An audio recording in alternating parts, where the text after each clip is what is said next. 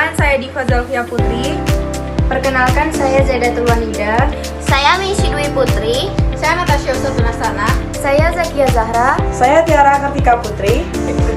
Di sini kami akan mempresentasikan tentang organel dalam sitoplasma yang berfungsi untuk sintesis dan protein. Materi pertama, ribosom. Secara harfiah atau ilmiah, kata ribosom ini berasal dari kata Yunani, yakni dari kata soma, dan kata ribonukleik asid. Kata soma terdiri sendiri yang memiliki arti sebagai badan, sedangkan ribonukleik asid memiliki arti sebagai asam ribonukleat. Melansir dari buku-buku berjudul Biologi Sel, unit terkecil penyusun tubuh makhluk hidup, memiliki Rahmadina dan Husna Rifika Febriani yang terterbit pada tahun 2017 silam. Dijelaskan jika ribosom adalah suatu organel yang memiliki ukuran kecil, padat, dan juga tidak memiliki membran yang biasanya pada semua sel hidup. Adapun molekul utama yang memiliki penyusun untuk ribosom adalah ribosomal RNA. Ribosomal RNA ini biasanya juga dikenal dengan singkatan rRNA. Sedangkan ribosom RNA atau rRNA, molekul penyusun ribosom juga terdiri dari protein.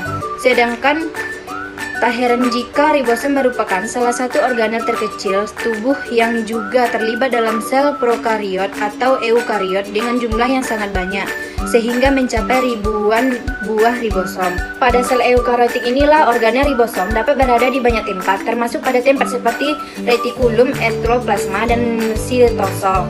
Retikulum enteroplasma sendiri adalah salah satu organel atau organ sel yang terdapat dalam semua sel eukariotik dan merupakan salah satu bagian dari sistem yang dinamakan endomembran. Sedangkan sitosol adalah komponen sel di dalam sitoplasma yang berupa cairan tempat terjadinya metabolisme. Sementara itu, pada sel prokariotik, organel sel ribosom ini hanya dapat ditemukan pada tempat seperti sel sitosol. Hal ini terjadi karena pada sel yang satu ini tidak terdapat organ sel yang memiliki membran seperti pada retikulum endoplasma. Yang struktur dari ribosom, seperti yang telah disebutkan sebelumnya, struktur terbentuk dari asam ribonukleat atau RNA dan protein. Pada masing-masing ribosomnya terdiri dari dua subunit RNA dan protein. Subunit tersebut adalah subunit besar dan subunit kecil. Adapun posisi dari subunit RNA dan protein dalam ribosom adalah saling tumpang tindih dengan seluruh subunit besar yang berada pada bagian atau posisi atas subunit kecil. Kemudian pada bagian tengah dari kedua subunit tersebut terdapat RNA lagi. Oleh karena itu terbentuklah ribosom baru yang membuat organel kecil tersebut terdiri dari Hapburneger yang tertumpuk. Melansir dari Sepusat Ilmu Pengetahuan, kedua subunit dalam ribosom tersebut akan datang secara bersama-sama saat ribosom dirasakan sudah siap untuk membuat suatu protein baru. Keduanya pun akan berkumpul dan membentuk untaian yang terdiri dari RNA dan berbagai macam protein. Hal yang perlu diketahui selanjutnya adalah setiap subunit memiliki tugas dan fungsi masing-masing. Seperti pada subunit kecil, subunit ini memiliki fungsi ribosom sebagai pembaca pesan yang sebelumnya disampaikan oleh mRNA pada asam amino, sedangkan subunit besar memiliki tugas sebagai membentuk ikatan peptida pada bagian ribosom. Selain itu, pada subunit besar ribosom terdapat suatu tempat di mana ikatan baru nantinya akan dibuat. Pembuatan ikatan baru ini dibuat untuk menghasilkan protein baru lagi. Sementara itu, subunit kecil akan menyampaikan atau mengansir informasi selama protein sintesis protein ini telah berlangsung. Berada pada dua sel, yaitu satu eukariota. Ribosom eukariota adalah ribosom yang berada pada sel eukariotik. Ribosom ini memiliki lokasi yang bebas pada sitoplasma dan biasanya terikat pada retikulum endoplasma. Sedangkan untuk ukuran dari ribosom eukariota sendiri memiliki panjang sekitar 32 x 22 nanometer dengan masanya sebesar 4.220.000 Dalton. Pada ribosom eukariotik, nilai gabungan dari koefisien sedimentasinya adalah 80S. Hal ini menjadikan ribosom eukariota terdiri dari susunan kandungan pembentuk 40% RNA dan sekitar 60% kandungan protein. Kedua yaitu prokariotik. Sedikit berbeda dengan ribosom eukariota. Ribosom prokariota adalah organ sel yang pada dasarnya terletak pada bagian dalam sitoplasmanya. Ribosom ini memiliki ukuran subunit dengan koefisien sedimentasi 50S dan 30S. Organ sel yang satu ini memiliki ukuran panjang sekitar 29 kali 21 nanometer dengan berat massa sebesar 2520 Dalton. Fungsi ribosom. 1. Fungsi ribosom sebagai proses sintesis protein. Ribosom adalah salah satu organel atau organ sel yang tidak memiliki membran dalam tubuhnya. Meski demikian, ribosom tetap memiliki fungsi yang sangat penting dalam setiap proses sintesis atau pembentukan protein. Fungsi ribosom sendiri yang paling penting dalam proses sintesis protein adalah efektif menerjemahkan kode dari mRNA yang nantinya akan berubah menjadi protein.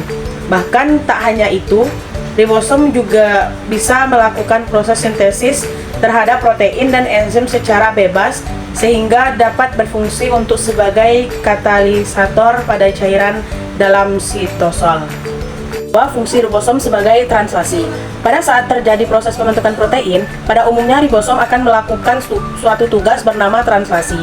Fungsi dari tugas translasi ini adalah guna menerjemahkan atau menyalurkan informasi terkait urutan nukleotida yang terkadang dalam molekul pembentukan mRNA. Setelah itu, ribosom akan mengubahnya menjadi suatu rangkaian asam amino baru sebagai penyusun dari protein yang baru juga. Dalam proses translasi ini, mRNA biasanya akan menjadi salinan urutan dari DNA yang nantinya digunakan sebagai komponen penyusun gen dalam bentuk kerangka kaca yang terbuka. Selain itu, mRNA juga dalam proses ini memiliki informasi terkait urutan asam amino yang dibutuhkan selama pembentukan protein. Juga ada fungsi ribosom sebagai transkripsi. Fungsi ribosom yang selanjutnya adalah sebagai transkripsi dalam proses sintesis protein. Dalam proses pembentukan protein ini, salah satu dari beberapa rangkaian DNA yang terbentuk akan mengalami suatu proses bernama transkripsi yang akan menghasilkan RNA sebagai hasil akhirnya nanti. Sebagai catatan, proses transkripsi ini masih termasuk ke dalam bagian dari proses ekspresi genetik. Jadi, proses transkripsi ini juga dapat disebut sebagai sebuah proses penyalinan teks dari DNA yang kemudian akan diubah menjadi RNA. Dan tepat saat proses ini berlangsung, komponen yang akan mengalami perubahan pada DNA adalah basa nitrogen timinanya. Setelah itu, berubahlah DNA tersebut menjadi RNA. Adalah ciri-ciri ribosom. Yang pertama, terdiri dari susunan RNA dan protein yang mendominasi. Yang kedua, pada ribosom, RNA ribosom atau rRNA sebesar 65% dan proteinnya sebesar 35%. Yang ketiga, bentuknya menyerupai butiran kecil dengan diameter sekitar 20-22 nanometer. Yang keempat, merupakan organ sel terkecil dalam sel. Yang kelima, fungsi ribosom sebagai penghasil protein. Yang keenam, beberapa dikategorikan sebagai ribosom terikat dan ribosom bebas.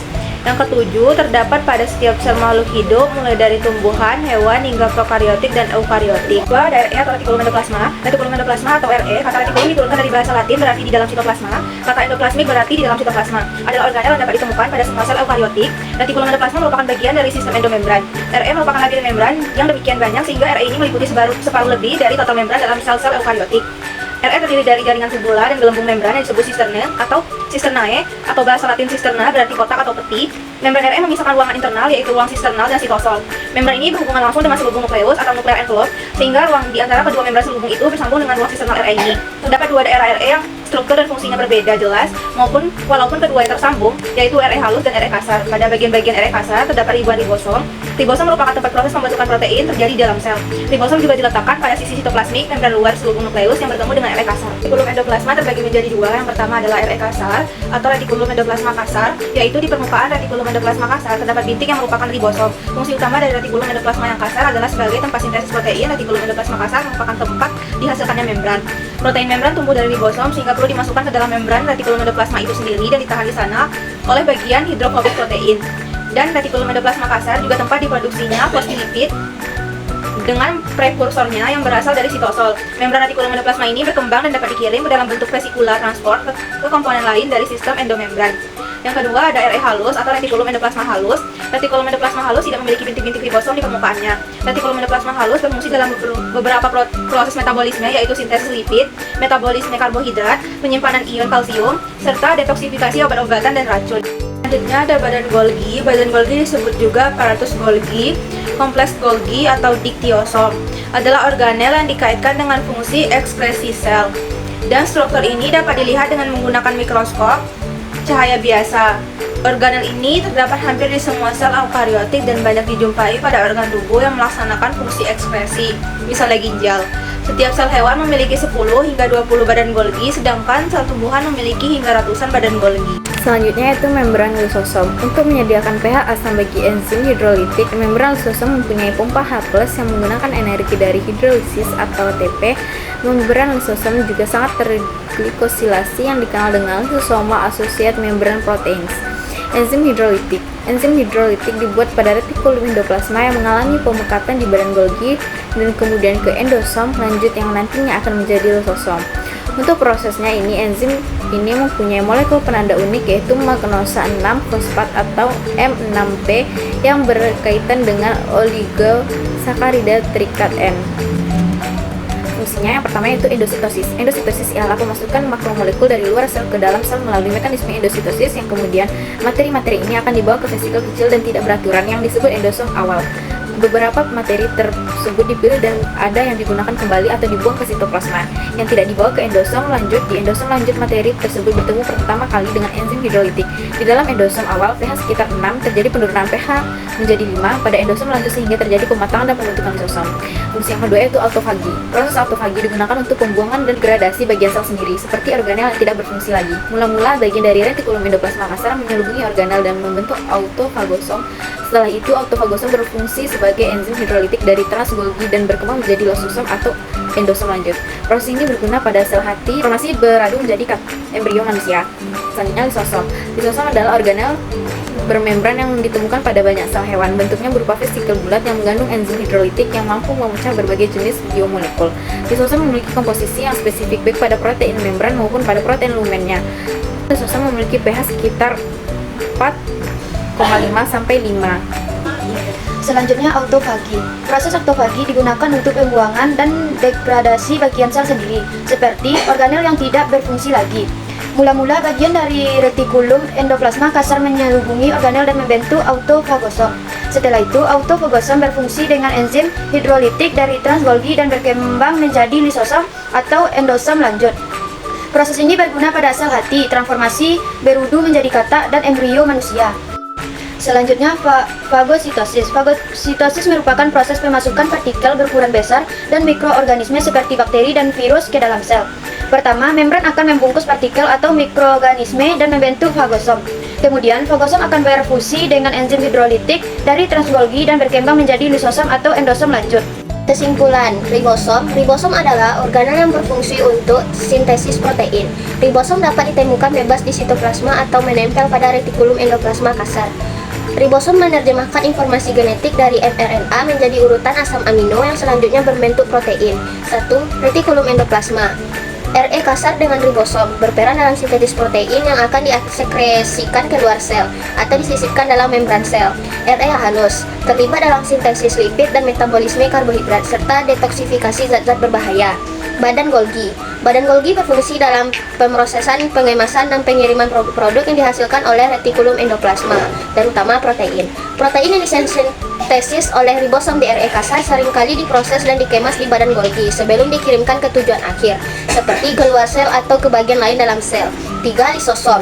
Lisosom adalah organel yang berfungsi untuk mencerna dan menghancurkan bahan-bahan yang tidak diinginkan seperti sisa-sisa sel yang rusak atau benda asing seperti bakteri. Lisosom mengandung enzim hidrolitik yang membantu proses pencernaan intraseluler. Kesimpulannya, organel-organel tersebut bekerja sama dalam proses sintesis, pemrosesan, pengemasan, dan pembersihan bahan-bahan dalam sel. Ribosom menghasilkan protein, RE, maupun sintesis dan pemrosesan protein atau lipid. Golgi mengemas dan mengirimkan produk tersebut. Sementara lisosom mengelola pencernaan dan daur ulang komponen seluler. Semua organel ini sering berkoordinasi untuk menjaga fungsi sel yang optimal. 40 mini.